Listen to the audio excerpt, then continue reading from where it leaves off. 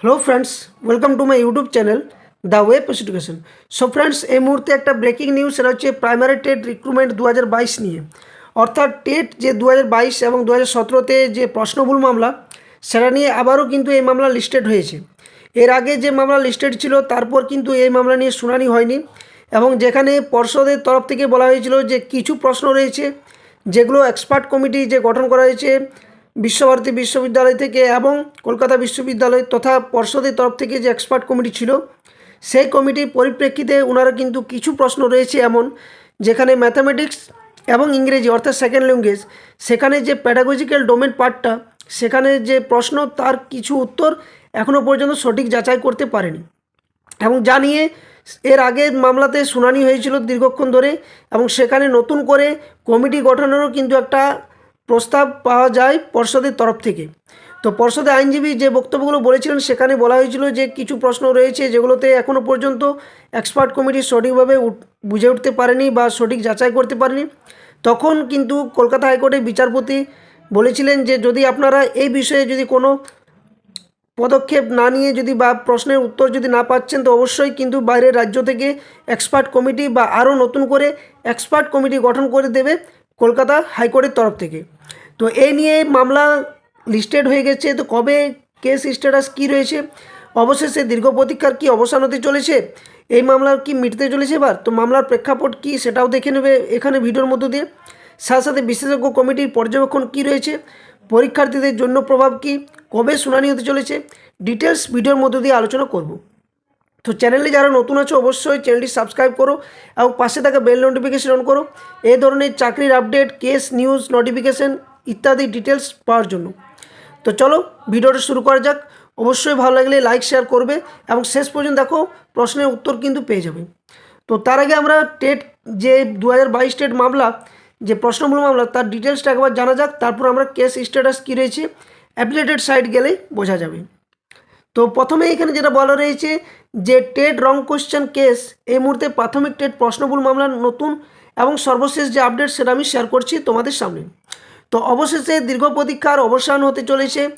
2022 সালের প্রাইমারি যে টেট, সেই পরীক্ষার প্রশ্নমূল মামলার শুনানি হতে চলেছে আগামীকাল অর্থাৎ 11 জুলাই। কিন্তু অ্যাপিলেটেড সাইটে দেখতে গেলে দেখা যাবে সেখানে কিন্তু 10 তারিখে শো করছিল, সেটা চেঞ্জ হয়েছে 11 তারিখে। তো কী কী বিষয় রয়েছে সেটা অবশ্যই আলোচনা করছি। তো বিচারপতি সৌমেন সেন এবং বিচারপতি প্রসেনজিৎ বিশ্বাসের ডিভিশন বেঞ্চে এই মামলার শুনানি হবে। এই মামলার দিকে তাকিয়ে আছেন হাজার হাজার পরীক্ষার্থী, যাদের ভাগ্য নির্ভর করছে এই শুনানির ওপর।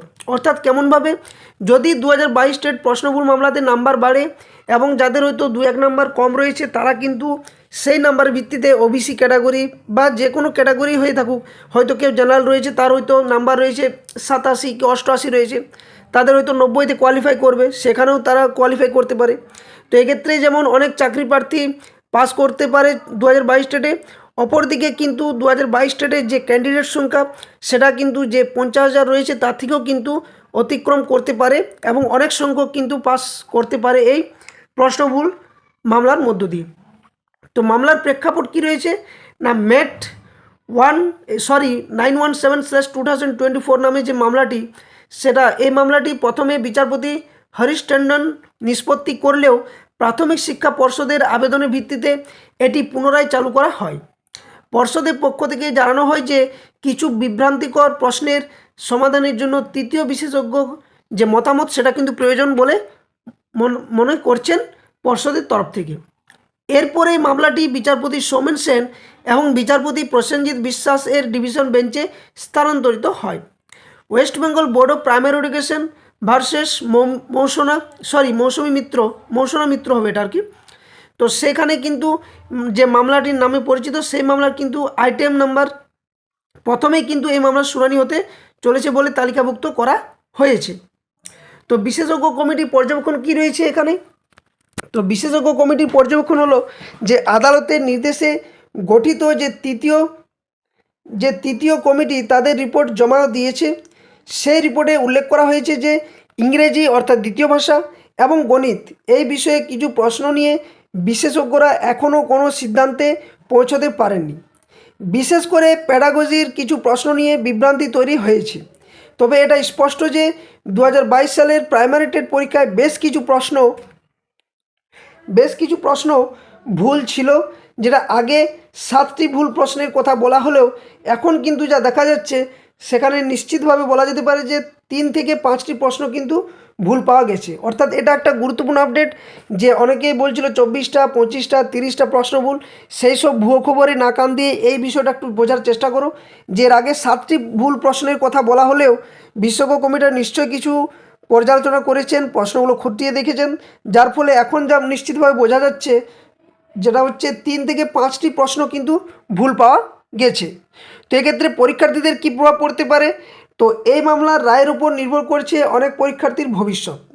যারা এই মামলায় আবেদনকারী তাদের ভুল প্রশ্নের জন্য নম্বর পাওয়ার সম্ভাবনা প্রবল, তবে যারা আবেদনকারী নন এবং অল্প নম্বরের জন্য 2022 সালের টেট পরীক্ষায় উত্তীর্ণ হতে পারেনি তাদের নম্বর পাওয়ার কিন্তু সম্ভাবনা খুবই কম রয়েছে। অর্থাৎ যারা কেস করেছে বা যারা এটা নিয়ে আবেদন করেছে যে প্রশ্ন ভুল রয়েছে, যেটা হাইকোর্টের দ্বারস্থ যারা হয়েছেন তারাই কিন্তু এক্ষেত্রে নাম্বার পেতে পারে বলে মনে করা হচ্ছে। তবে যারা এটা নিয়ে অ্যাপিল করেনি হাইকোর্টে তারা কিন্তু নাম্বার পাওয়ার যে সম্ভাবনা সেটা কিন্তু খুবই কম রয়েছে।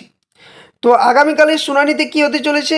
তো দেখো এখানে বিষয় রয়েছে যে আগামীকাল অর্থাৎ 11 জুলাই 2025 দুপুর 2:30 এই মামলার শুনানি শুরু হবে।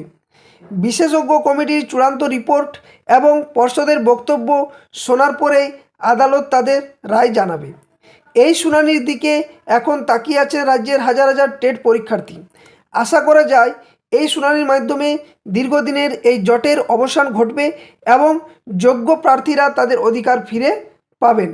তো এটা হচ্ছে যে মামলার প্রেক্ষাপটের ভিত্তিতে কি হতে চলেছে আগামীকালের শুনানিতে, এই কেস কতদিন ধরে চলছে বা তার প্রভাবে বা কী পড়তে পারে, আরও কোন প্রশ্নগুলোর মধ্য দিয়ে নাম্বার পাওয়া যেতে পারে, সেই ডিটেলসটা আমি তোমাদের সামনে শেয়ার করলাম। তো এখানে আমরা যদি কলকাতা হাইকোর্টের অ্যাপিলেটেড সাইটটাতে যাই তাহলে দেখতে পাবো এখানে দেখো দেওয়া রয়েছে appellate site daily cause list, যেটা থার্সডে অর্থাৎ 10 তারিখ অর্থাৎ আজকে কিন্তু এই মামলার শুনানি হওয়ার কথা ছিল, কিন্তু সেটা কোথায় শুনানি হওয়ার কথা ছিল না অনারেবল জাস্টিস সৌমেন সেন এবং অনারেবল জাস্টিস প্রসেনজিৎ বিশ্বাসের বেঞ্চে, কিন্তু সেটা ডেট চেঞ্জ করে করা হয়েছে কত না এই যে 10 তারিখ থেকে করা হয়েছে 11 তারিখ অর্থাৎ 11/7/2025 ফ্রাইডে শুক্রবার দুপুর 2:30 কিন্তু এই মামলার শুনানি হতে চলেছে। এখানে দেখতেই পাচ্ছ সিরিয়াল নাম্বার 1-এ কিন্তু এটা রয়েছে মামলাটা, যেটা হচ্ছে West Bengal board of primary education and others versus Mousna Mitra and others, যার ম্যাট নাম্বার হচ্ছে 917/2024। এখানে ক্যান ফাইল কতগুলো আছে দেখো, CAN file 1, CAN file 2, CAN file 3, CAN file 4 এবং ক্যান ফাইল 5, অর্থাৎ 5টা মোট ক্যান ফাইল রয়েছে। এবং এখানে একটা বিষয় বোঝা যাচ্ছে যে যারা এই মামলাতে জড়িত বা যারা এই মামলাটি করেছে তাদেরই কিন্তু নাম্বার বাড়তে পারে বলে একটা সম্ভাবনা বোঝা যাচ্ছে। তো এই ছিল 2022 টেট যে প্রশ্নমূল মামলা সেটার মূল আপডেট বা তথ্য। তো যদি ভিডিওটি পেয়ে যদি উপকৃত হয়ে থাকো বা ভিডিওটি যদি ভালো লেগে থাকে অবশ্যই ভিডিওটি লাইক করবে, সাথে সাথে শেয়ার করবে যাতে করে সকলের কাছে এই ধরনের আপডেট নিউজ নোটিফিকেশান পৌঁছে যায়। আরেকটা কথা বলে রাখি, চ্যানেলে নতুন হয়ে থাকলে এবং নিউজের মধ্য দিয়ে যদি কিছুটাও হেল্প পাচ্ছ তো অবশ্যই চ্যানেলটি সাবস্ক্রাইব করে পাশে থাকা বেল নোটিফিকেশন অন করবে। আর যারা 2022 স্টেট ইন্টারভিউ প্রিপারেশন নিচ্ছ অবশ্যই বলবো দ্য ওয়ে পেস এডুকেশন যে চ্যানেলে প্লেলিস্ট রয়েছে ইউটিউবে সেখানে গিয়ে দেখো 2022 স্টেট ইন্টারভিউ বলে একটা প্লেলিস্ট রয়েছে, ওখানে ভিজিট করলেই দেখতে পাবে প্রায় 70টার মতো ক্লাস করানো হয়ে গেছে ইন্টারভিউ রিলেটেড। তো ক্লাসগুলো অবশ্যই দেখবে।